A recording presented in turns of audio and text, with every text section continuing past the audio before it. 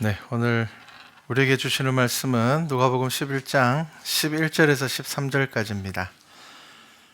짧으니까 우리 한 목소리로 함께 성경 말씀 봉독하겠습니다.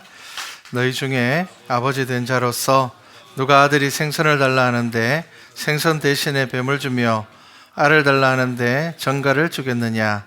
너희가 악할지라도 좋은 것을 자식에게 줄 알거늘 하물며 너희 하늘 아버지께서 구하는 자에게 성령을 주시지 않겠느냐 하시니라. 아멘. 네, 주일 예배는 새로운 한 주를 시작하는 예배입니다. 그렇기 때문에 예배를 통해서 여러분들이 한 주간의 삶들을 돌아보고 기억하시는 것 정말 중요합니다. 자, 오늘 누가복음 11장 말씀은요, 예수님께서 기도에 대해서 가르치시다가 이제 그 가르침의 끝부분입니다. 근데 우리가 이 기도에 대해서 말씀을 묵상할 때에 종종 오해하고 있는 것들이 있습니다. 여러분, 성경에는 똑같은 사건, 똑같은 상황을 놓고 정반대의 이야기를 할 때가 있습니다. 어떤 부분에서는 야, 기도하면 하나님께서 다 들어주셔, 그렇게 말씀하는 부분이 있는가 하면은 욥기와 같은 부분에서는 그러한 것들과 정반대되는 내용들이 또한 기록되어 있습니다. 그래서 우리가 성경을 묵상을 할 때 내가 듣고 싶은 말씀, 내게 좋은 말씀을 듣는 것이 아니라 정말 성경에서 우리에게 하시고자 하시는 말씀이 무엇인가, 성경 가운데서 하나님께서 이 성경을 통하여서 우리에게 어떤 말씀을 하고 계시는가, 여러분 한번 오늘 생각해 보시기 바랍니다. 자, 어린아이가 저희 교회는 많습니다. 그래서 시간이 지나면 아이들 자라는 걸 느낍니다. 왜냐하면 말 못하던 아이가 어느 순간부터 예배 시간에 떠들기 시작하죠. 그러면 말이 터였구나, 저 아이가. 그러다가 이제 또 아이가 막 걸어다니기 시작하면 잘하고 있구나. 참 이게 눈에 다 보입니다. 그래서 참 좋은 것 같습니다. 그런데 여러분, 어린아이가 걸을 때에 자, 오늘부터 한번 걸어볼까? 이렇게 해서 걷습니까? 그렇게 걷지 않습니다, 여러분. 그렇게 걸으면 깜짝 놀랄 겁니다, 어른들이. 아이들은 어느 날부터 바닥을 짚고 어떡합니까? 엉덩이를 덜썩거립니다. 그렇다고 해서 바로 걷지 않습니다. 또 그렇게 하다가 주저앉다가를 반복합니다. 그리고 어느 날 겨우 이제 벽을 짚고 아이가 일어납니다. 그런데 그 일어난 아이를 보면 어떻습니까? 다리가 바들바들 떨립니다. 맞죠? 아직 힘이 부족한 겁니다. 힘듭니다. 아이가 일어날 때에 부모님들이 보기에는 와, 이렇게 신기하지만 아이 입장에서는 굉장히 힘든 상황입니다. 그러니까 오래 서 있지 못합니다. 다시 또 주저앉습니다. 별것 아닌 것 같은 그 한 번의 동작들이 반복될 때마다 스스로 알지 못하는 근육들이 생겨납니다. 여러분, 그러한 노력 없이 아이들 걷지 못합니다. 그리고 아이들이 그렇게 걸을 수 있도록 놔두어야지 아이들이 걷게 됩니다. 아이들이 일어나고 싶다고 어른이 불쩍불쩍 안아가지고 해주면은 아이는 다른 아이들보다 늦게 걷게 될 겁니다. 아무 성과 없이 보이는 그러한 행동들을 통하여서 아이들은 일어나서 걷게 됩니다. 우리 인생 가운데는 늘 고난이 있습니다. 기도 열심히 했는데 고난이 있습니다. 오늘 예수님께서 제자들에게 기도에 대해서 가르쳐 주셨습니다. 기도에 대해서 이렇게 기도해라. 우리가 잘 아는 주기도문을 가르치시고 난 다음에 그리고 기도에 대한 이야기들을 하시다가 끝에 하신 이야기가 오늘 우리가 읽은 말씀입니다. 하나님께서는 저와 여러분들의 인생을 통하여서 주시는 교훈이 분명합니다. 여러분, 노력 없이 우리에게 주어지는 것 없고, 그리고 또 내가 충분히 노력했지만 뜻하지 않은 어려움들이 우리 삶 가운데 분명히 있습니다. 그런데 여러분, 그 가운데서 우리가 또한 믿음의 성도로서 하나님을 아는 사람으로서 이 일들, 이 상황들이 도대체 나에게 무엇일까에 대해서 생각해 보셔야 됩니다. 1살, 2살이면은 갓난아이니까 그냥 편안하게 누워있으면 좋을 것 같은데 아이들은 일어나려고 하고 걸으려고 하고 뛰려고 합니다. 왜 일어나려고 할까요? 하나님께서는 우리를 자라나게 만드셨습니다. 자라나야 됩니다. 성장하게 하셨습니다. 그리고 또한 사람들에게는 영적인 소망을 가지게 하셨습니다. 사람은 누구나 살아가면서 영적인 고민을 합니다. 대부분 사람들이 꼭 하는 고민이 있습니다. 나는 도대체 누굴까? 나는 도대체 뭐지? 나는 어디서 왔을까? 그리고 사춘기 때 아이들이 가장 많이 하는 고민이 1순위가 죽음이라고 이야기를 합니다. 우리는 도대체 죽으면 어떻게 되지? 죽음에 대한 두려움을 동시에 가지면서 죽음에 대한 고민들을 하게 된다고 합니다. 이것은 여러분 사람만이 하는 고민입니다. 짐승들은 그런 고민하지 않습니다. 배가 고프면 먹을 것을 찾아다니고 배가 부르면 잠을 잡니다. 그래서 아무 생각 없이 살아가면 뭐라고 이야기를 합니까? 야, 사람처럼 살아야 돼. 사람처럼 살아야 돼. 그런 이야기를 합니다. 그 말은 사람은 다르다라는 겁니다. 사람만이 미래를 생각하고 저축을 하고 기술을 배우고 노후를 준비하고 등등 여러 가지 계획들을 가지게 됩니다. 사람만이 시간에 대한 고민을 합니다. 나 나중에 어떻게 되어 있을까? 나는 나중에 뭐가 될까? 여러분 집에 키우는 개가 나는 나중에 커서 어떤 개가 될까? 고민하지 않습니다. 여러분 개는 태어나는 순간부터 죽는 순간까지 그냥 개입니다. 고민은 사람만 하는 것입니다. 제가 지난주 보니까 저희 집 고양이가 유리 이 창문 앞에 딱 앉아서 밖을 이렇게 탁 내다보고 있는데 그래서 제가 동물도 가을을 타나? 그래가 보니까 전깃줄에 참새가 한 마리 앉아 있더라고요. 그거 쳐다보고 있는 거예요. 저게 뭘까? 저거를 한번 만져봤으면 좋겠는데 아마 그런 생각을 하고 있을 겁니다. 사람은 기어다니다가 걸어다녀야 되고요. 뛰어야 되고 달릴 줄도 알아야 됩니다. 왜 그런가 하면은 하나님께서 우리를 그렇게 만드셨기 때문입니다. 여러분 사람만이 가지는 아주 독특한 특징들이 몇 가지가 있습니다. 그게 뭐냐 하면은 가장 긴 육아의 시간입니다. 가장 긴 육아의 시간입니다. 사람은 최소 5년에서 10년까지 다른 사람에게 의지해서만 살아남을 수가 있는 존재입니다. 사람만이 그렇습니다. 여러분 물고기는 알에서 깨어나가지고 헤엄을 따로 배우지 않습니다. 헤엄 잘 칩니다. 가젤이라는 영양이 있는데 태어나서 3분 만에 잘 달립니다. 그냥 뛰는 게 아니고요. 웬간한 육식동물은 잡을 수 없을 만큼 잘 달립니다. 왜냐하면 새끼로 태어났을 때의 육식동물이 노리기 때문입니다. 만약에 여러분 사람이 그렇다면 어떻게 될 것 같습니까? 사람이 태어난 지 3분 만에 아이들이 뛰어다닌다. 난리가 날 겁니다. 부모님 몸 힘들어 죽겠는데 아는 도망가고 없고 뭐 그렇게 되겠죠. 사람은 적어도 5년에서 10년 이상 가장 긴 육아의 기간을 거쳐야 됩니다. 그렇게 보면 사람이 가장 약할 것 같지만 여러분 가장 특별한 존재가 사람입니다. 여러분 왜 그랬습니까? 성경이 그 대답을 우리에게 하고 있습니다. 사람을 어떻게 만드셨다고요? 하나님의 형상대로 만드셨습니다. 이 굉장히 중요한 말입니다, 여러분. 하나님의 형상대로 만들었으면 우리가 막 초능력을 가지고 특별한 능력을 가져야 될 텐데 오히려 그렇지 않고 얼핏 보기에는 다른 동물들보다 연약하고 약한 것 같습니다. 그런데 여러분 그것이 특별하다라는 겁니다. 왜 특별합니까? 여러분 성경에서 하나님을 표현하는 방법이 있습니다. 가장 많이 하나님을 표현하는 방법이 있는데 그게 뭐냐 하면은 하나님은 사랑이시라 그렇게 이야기를 하고 있습니다. 여러분 사람은 태어나서 사랑이 없으면 살아남지 못합니다. 그렇게 하나님께서 만드셨습니다. 태어나서 아주 긴 시간 동안 사랑을 받으면서 자라나야 됩니다. 사랑을 배우게 되어 있습니다. 제가 몇 주 전에 저희 사모와 함께 부부학교를 갔다 왔습니다. 우리 교회 성도님들도 이런 프로그램에 참여하면 어떨까라는 생각으로 한번 가봤습니다. 거기서 이런 이야기를 했습니다. 사람들이 살 때에 언제 행복감을 느끼느냐? 물론 여러 가지 대답이 있을 겁니다. 그런데 언제 행복감을 느끼는가 하면은 관계가 좋을 때입니다. 좋은 관계가 많은 사람은 행복감을 느낀다고 합니다.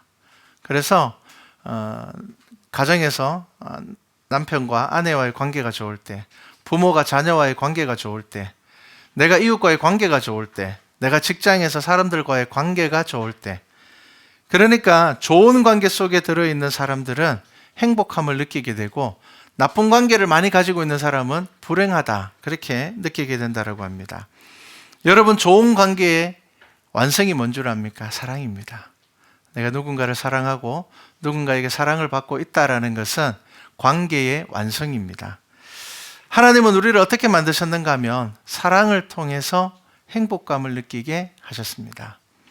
여러분, 내가 지금 좀 불행하고 나에게 좀 힘든 것, 사실 그 문제를 가장 들여다보면 뭐가 있습니까? 불행한 관계가 있습니다.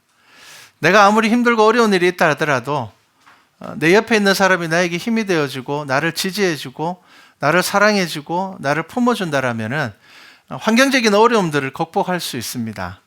그런데 환경적으로 아무리 부하다 하더라도 나를 지지해주는 사람이 없고 나를 인정해주는 사람이 없고 나를 용납해주는 사람이 없다라면은 그 사람은 그 풍요로운 가운데서 불행을 경험하게 될 것입니다. 하나님과의 관계도 여러분 마찬가지입니다. 지금 예수님께서 기도에 대해서 가르치고 마지막에 하신 이 말씀을 우리는 좀 눈여겨봐야 됩니다. 자, 오늘 말씀에 보면은 이렇게 이야기를 합니다. 너희 중에 아버지 된 자로서 누가 아들이 생선을 달라 하는데 생선 대신에 뱀을 주고, 이렇게 이야기를 합니다. 생선 달라고 하는데 뱀을 줄 부모는 없다라는 겁니다. 알을 달라고 하는데 전갈을 줄 사람도 없다라는 겁니다. 너희가 악하더라도 좋은 것을 너희 자녀에게 줄 알거든 하물며 너희 아버지께서 구하는 자에게, 이러한 말씀이 참 중요합니다. 성령을 주시지 않겠느냐, 그렇게 이야기를 합니다. 여러분, 구하는 자에게 무엇을 주신다고요? 성령을 주신다고 이야기를 합니다. 바꿔 이야기를 하면은 저와 여러분이 무엇을 구해야 한다고요? 성령을 구해야 됩니다. 여러분, 다른 많은 기도 제목이 여러분들에게 있을 겁니다. 우리 자녀 좀 잘 되게 해주십시오. 좀 건강하게 해주십시오. 재정적으로 많이 어려운데 이 재정의 문제를 좀 해결하게 해주십시오. 우리는 여러 가지 기도의 제목을 가지고 하나님께 나아갑니다. 그런데 지금 예수님께서 우리들에게 어떤 이야기를 하고 있습니까? 어떤 말씀을 주고 있습니까?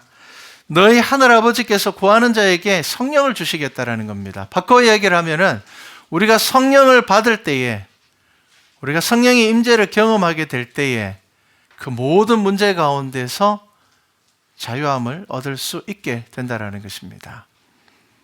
여러분, 우리는 때로는 우리 앞에 놓여 있는 문제에서 벗어나지 못할 때가 정말 많습니다. 하나님을 믿노라 하면서도 저 하나님을 알기를 원합니다 라고 이야기를 하면서도 정작 우리의 삶의 방향은 하나님을 아는 것이 아니고 하나님의 뜻에 관심이 있는 것이 아니라 다른 것에 집중되어서 살아갈 때가 정말 많습니다.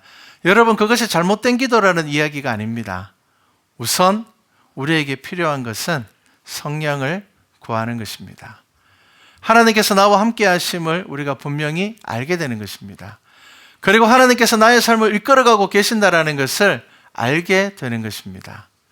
여러분, 거기에서 우리 인생의 모든 문제가 시작되고 우리의 모든 인생의 문제들이 결정짓게 된다라는 것을 아셔야 한다라는 것입니다. 하나님과의 관계가 기도입니다. 우리는 이 기도를 통하여서 하나님을 알아가야 한다라는 것입니다. 우리가 자녀를 양육할 때에 참 힘든 게 있습니다. 물론 하나부터 열까지 다 힘듭니다. 그런데 아이들과 많이 부딪히는 것 중에 하나가 뭐냐면은 식생활입니다. 부모님들은 아이들이 좀 좋은 음식을 먹기를 바라고, 아이들은 무엇을 먹기를 바랍니까? 맛있는 것을 먹기를 바랍니다. 맞죠? 맛있는 게 몸에 좋은 거면 참 좋겠는데 많은 부분에서 그렇지 않습니다. 건강한 음식은 아이들이 좀 싫어하고 부모님들이 걱정하는 음식은 아이들이 굉장히 좋아합니다. 그러다 보니까 어른들과 아이들 간에 의견 대립이 있습니다. 야, 이것 좀 먹어. 그러면 안 먹습니다. 저건 좀 안 먹었으면 좋겠는데 잘 먹습니다. 그러니까 아이들 입장에서는 왜 자꾸 부모님이 나한테 강요하지? 그렇게 되고요. 부모 입장에서는 내가 좋은 걸 주려고 하는데 제대로 왜 안 받지? 늘 이 문제가 우리 가운데 있다라는 것입니다. 그런데 여러분, 어른이 되어서도 사실은 이 문제는 우리 가운데 있습니다. 뭐가 있습니까?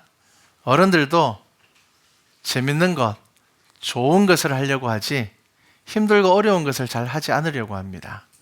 그런데 여러분, 재밌고 좋은 것보다 훨씬 더 중요한 것은 가치 있는 일들입니다. 믿음의 가치가 있는 일들입니다. 그리고 하나님을 알고 하나님께서 내게 주시는 내 삶의 가치들을 깨달아 아는 것입니다. 어른이 되면 부모의 마음을 알게 됩니다. 어릴 적에는 그것이 쉽지 않습니다. 내 생각과 다르지만 부모님께서 이렇게 말씀하시니까 한번 따라보자 라는 신뢰를 가지는 것은 정말 쉽지 않습니다. 물론 어른이라고 다 아는 것 아닙니다. 다 정답을 아는 것 아닙니다. 하지만 대부분의 어른들은 아이들보다 조금 더 옳은 결정을 내립니다. 왜 그렇습니까? 이미 경험해 보았기 때문입니다. 어른들에게 필요한 것은 내가 아는 것이 전부가 아니야. 나도 잘못할 수가 있어. 라는 마음의 여유가 있어야 되고요. 자녀들에게는 그래도 부모님이 나를 사랑하시니까 이렇게 말씀하시니까 이거 내게 좋은 거 주시려고 하는 걸 거야. 라는 마음의 방향이 있어야 됩니다. 그래야지 가정이 좋은 방향으로 나아갈 수가 있습니다. 부모는 내가 다 알고 있어 라는 생각을 가지고 강압적이 되어서는 안 되고요. 자녀들은 경험하지 않은 일에 대하여서 고집스러워지면 안 됩니다. 이 두 입장 차이를 좁히는 것이 있는데 그것이 뭐냐면은 대화입니다. 여러분, 이것이 소통이 됩니다. 하나님과 우리의 관계에 소통이 되는 것이 무엇이라고요? 기도라고 지금 말씀하고 있는 겁니다. 여러분, 우리 하나님의 뜻을 다 모릅니다. 때로는 하나님, 제가 이렇게 기도했는데 왜 이거 저한테 안 주시죠? 저 이거 주면은 정말 열심히 잘 살 것 같은데, 저한테 이거 이루어지면 정말 좋을 것 같은데, 근데 왜 이거 이루어지지 않지요? 때로는 그런 의문을 가집니다. 마찬가지입니다, 여러분. 저도 때로는 그럴 때가 있습니다. 그런데 여러분, 이 모든 문제를 해결하는 건 무엇입니까? 그것 또한 기도입니다. 여러분, 우리 기도 가운데 기도의 방향들을 생각하셔야 됩니다. 기도의 제목들을 한번 점검해 보셔야 됩니다. 내가 일방적으로 하나님에게 기도하고 있지 않은지, 내가 하나님의 뜻을 구하고 있는지, 하나님께서 내게 원하시는 것이 무엇인지 내가 한 번이라도 물어보고 그것을 간구하고 있는지, 내가 입으로는 하나님께서 나를 만드셨습니다, 하나님께서 내 삶의 전부입니다, 하나님께서 내 삶의 주인입니다라고 이야기를 하면서 그 주인 되신 하나님께서 내게 무엇을 원하시는지 내가 기도한 적이 있는지 여러분 생각해 보셔야 됩니다. 지금 오늘 우리가 읽은 말씀을 다시 한 번 더 기억하십시오. 하나님께서 너희에게 다 주겠다, 그런 말씀을 하셨습니다. 하나님께서는 악한 부모라도 자식에게 좋은 것 주려고 하는데 어떻게 하늘에 계신 아버지가 너희에게 좋은 것 주지 않겠느냐 라고 이야기를 하시면서, 그러니까 너희가 무엇을 구하라고요? 성령을 구하라는 겁니다. 너희가 구하면 하나님께서 성령을 주실 거야, 그렇게 이야기를 합니다. 자, 여러분, 사도행전의 말씀을 기억하십시오. 예수님께서 죽으셨습니다. 십자가에 못 박히셨습니다. 예수님 믿는 사람들 다 흩어졌습니다. 절망밖에 없었습니다. 그때 그 절망 가운데, 세상이 다 무너진 것 같은 그 두려움 가운데 모여서 기도했습니다. 무엇을 기도했겠습니까? 예수님께서 약속하신 성령을 구하기를 기도했다라는 겁니다. 여러분, 지금 사도행전에서 오순절 성령의 역사가 일어난 그 다락방에서의 기도의 제목은 무엇인가 하면요, 무섭습니다, 두렵습니다, 우리 이제 어떻게 해야 될지 모르겠습니다 라는 것이 아니라 예수 그리스도께서 약속하신 성령을 우리에게 주십시오, 그것이 기도의 제목이었다라는 겁니다. 여러분, 그리고 성령을 받았을 때에 놀라운 일이 일어났습니다. 그들이 가지고 있던 모든 두려움과 걱정들, 그들이 생각했던 모든 것들이 해결되었다라는 겁니다. 성령을 받은 그들이 무엇을 했습니까? 길거리에 나와서 복음을 전했습니다. 예수님께서 다시 살아나심을 선포했다라는 것입니다. 그래서 성경에서 어떻게 이야기하고 있습니까? 사도행전 1장 8절에 보면 오직 성령이 너희에게 임하시면 너희가 권능을 받고 예루살렘과 온 유대와 사마리아와 땅끝까지 이르러 내 증인이 되리라. 이 말씀 붙잡고 그들이 기도했다라는 겁니다. 그 성령을 받았을 때에 그들이 걱정했던 모든 문제가 다 해결되었습니다. 그들이 문을 잠그고 들어가서 숨어 있을 수밖에 없었던 그 상황 또한 해결되었습니다. 모든 문제가 해결되어 버렸습니다. 왜 예수님께서는 우리에게 성령을 구할 것을, 그러한 기도를 하기를 원하셨습니까? 그 안에 모든 것에 답이 있기 때문입니다. 여러분, 우리가 성령의 임재를 경험하게 되고 성령 하나님께서 우리의 삶 가운데 역사하시는 순간 우리가 가지고 있는 그 모든 문제가 해결될 것입니다. 나에게 주어진 여러 가지 고난들과 내게 이루어지지 않은 기도들에 대하여서도 여러분 그 모든 문제가 해결될 것이라는 겁니다. 여러분, 우리에게 있는 고난들, 하지만 여러분, 이 고난을 통하여서 우리는 절망만 경험하지 않습니다. 이 고난을 통하여서 우리는 믿음의 근육이 생기게 되며, 그리고 인생을 살아가는 힘을 얻게 됩니다. 여러분, 시편의 다윗의 찬양을 묵상하면 어떻습니까? 다윗은 고난 가운데 오히려 그의 믿음이 빛을 발합니다. 그 고난의 때에 신실하신 하나님을 찬양하였고요, 언젠가 원수의 손에서 나를 건지실 것을, 그 하나님을 기대하는 다윗의 고백을 볼 수가 있게 됩니다. 여러분, 다윗이 몇 년이나 도망 다녔다고요? 15살 때 기름 부음을 받고 거의 20년 가까이 도망 다닙니다. 그냥 도망 다녔습니까? 생명을 내어놓고 도망 다녔습니다. 여러분, 충분히 하나님 원망할 수 있는 시간입니다. 하나님, 저에게 기름 붓고 왕으로 세우셨는데 어떻게 저는 이렇게 사울이라는 왕에게 도망만 다닙니까? 언제 죽을지도 모르는, 오늘 죽을지 내일 죽을지 모르는 삶을 내가 살아가게 됩니까? 충분히 원망할 수 있는 그 상황 가운데서 다윗의 시편은 어떻습니까? 정말 아름다운 신앙의 고백입니다. 저는 하나님만 의지하겠습니다. 주님만이 나의 길이 되십니다. 주님만이 나의 빛이 되십니다. 그것이 다윗의 고백이었다라는 겁니다. 언젠가 원수의 손에서 하나님 나 건지실 것입니다. 그거 믿고 붙잡으며 달려갔습니다. 다윗은 오늘날 인류 역사 가운데 가장 위대한 왕으로 남아 있습니다. 여러분, 그것이 무엇입니까? 바로 그가 성령을 받은 사람입니다. 성령 하나님을 경험한 사람이기 때문입니다.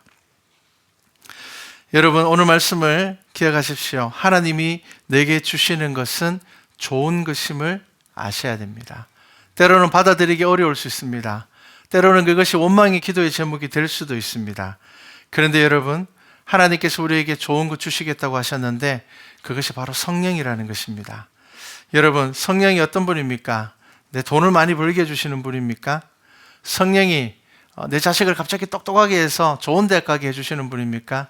그렇지 않습니다, 여러분. 성경에 나와 있는 성령의 역사는 하나님을 알게 하고 그 하나님의 나라를 구하게 하며 내 삶 가운데서 하나님의 뜻을 발견하게 하는 것이 바로 성령 하나님의 역사입니다. 여러분, 성령은 하나님을 알게 합니다. 창조주 하나님을 알게 합니다. 나를 지으신 분이 하나님이라는 것을 분명하게 내가 깨닫게 하는 것이 바로 성령 하나님의 역사하심입니다. 나를 만드신 분을 알게 되고 내가 어디를 향하여서 가는 것인지를 알게 되고 내가 결국 어디에 이를 것인가를 알게 될 때에, 그때 여러분, 지금 우리가 가지고 있는 모든 삶의 문제들이 해결된다라는 겁니다. 내 고난은 하나님의 나라에서 기쁨으로 완성될 것입니다. 내가 가지고 있는 어려움은 이 땅에서 하나님께서 주시는 복을 가지고 내가 행하며 살아갈 수 있지만 또한 그보다 비교할 수 없는 하나님의 나라에서 내가 주의 자녀로 살아가게 된다라는 것입니다. 여러분, 성령은 우리를 세상에서 힘있게 살아가게 합니다. 성령을 받은 사람은 내 주위의 환경이 변하지 않았음에도 불구하고 사람이 먼저 변하게 됩니다. 예수님의 증인으로 살아가게 됩니다. 이 땅에 좋은 것이 얼마나 많은데 그런 것 주시지 않고 왠지 성령을 받는다라는 것은 부담되는 것 같습니다. 하지만 여러분, 성령을 받을 때에 이 땅에서 우리가 나그네 된 사람들이고 우리에게 돌아가야 될 본향이 있음을 알게 됩니다. 그럴 때에 우리는 그리스도의 증인이 되는 것이 가장 좋은 것이며 그것이 하나님께서 주시는 가장 큰 은혜라는 것을 깨달아 알게 된다는 것입니다. 그래서 로마서에서는 뭐라고 이야기를 합니까? 의인은 오직 믿음으로 살리라. 그렇게 말씀하고 있다라는 것입니다. 여러분, 하나님의 나라가 있다라면은 저와 여러분이 이 땅에서 하나님의 나라에 이르렀을 때 가장 필요한 것을 기뻐하고 자랑하셔야 됩니다. 여러분, 이 땅에서의 부요함, 하나님의 나라에서 소용이 없습니다. 이 땅에서 끝나버립니다. 이 땅에서의 건강함도, 이 땅에서 장수하고 오래 사는 것도 이 땅에서의 문제입니다. 우리가 하나님의 나라에 이르렀을 때, 그때에는 우리의 믿음, 우리의 믿음의 삶들을 하나님 앞에 자랑하게 될 것입니다. 예전에 어떤 목사님이 이런 고백을 했습니다. 휴가가 되어서, 목사님들이 휴가가 보통 한 15일 정도가 됩니다. 그런데 이 목사님이 어느 휴가 때에 교회 한번 안 가봤으면 좋겠다, 그 생각을 하셨대요. 그 목사님이 자기가 그렇게 고백을 했어요. 그래서 주일날 교회 안 가고 골프를 워낙 좋아하시는 분인데 골프를 치러 갔답니다. 골프를 치러 갔는데 예전에 비슷한 이야기가 하나 있었는데 이 목사님도 그걸 경험하셨던 모양이에요. 그렇게 잘 치지 못하는데 홀인원을 했답니다. 저는 이거 뭔지 잘 모르는데 너무 기뻤대요. 평생에 한번 할까 말까 한 걸 했잖아요. 그런데 홀인원을 하면은 한 사람이 명예전당 비슷하게 뭐 이름, 날짜, 그 다음에 직업을 적어야 된답니다. 직업을 못 적고 나오셨대요. 그러면서 본인이 휴가를 마치고 오셔서 회개를 이렇게 하셨어요. 내가 내 직업을 적지 못하는 것 하나님 앞에서 자랑할 게 못 된다라는 겁니다. 이게 무슨 말인가 하면은 여러분, 내가 하나님 앞에 섰을 때 자랑할 수 있는 게 참된 기쁨이라는 겁니다.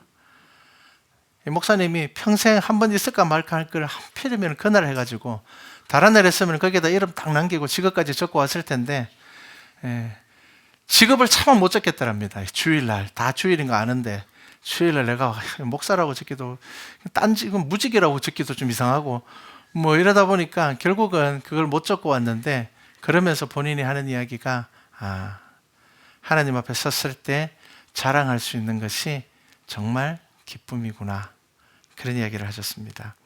여러분, 하나님은 우리에게 좋은 것을 주시겠다고 말씀하셨습니다. 그런데 여러분, 그 좋은 것이 우리가 생각하기에 좋은 것과 다를 때가 너무 많습니다. 그래서 여러분, 우리의 삶 가운데 불평이 일어날 때, 불만이 일어날 때 여러분 먼저 기도하십시오. 하나님, 성령을 내게 주십시오. 여러분, 그것 가운데서 모든 문제가 해결될 것입니다. 내가 원망했던 것들이 감사의 제목이 될 것입니다.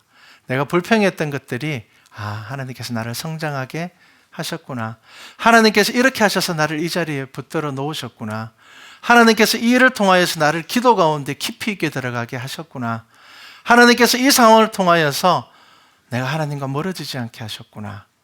여러분, 성령이 저와 여러분에게 임하실 때 이 모든 것이 해결될 것입니다.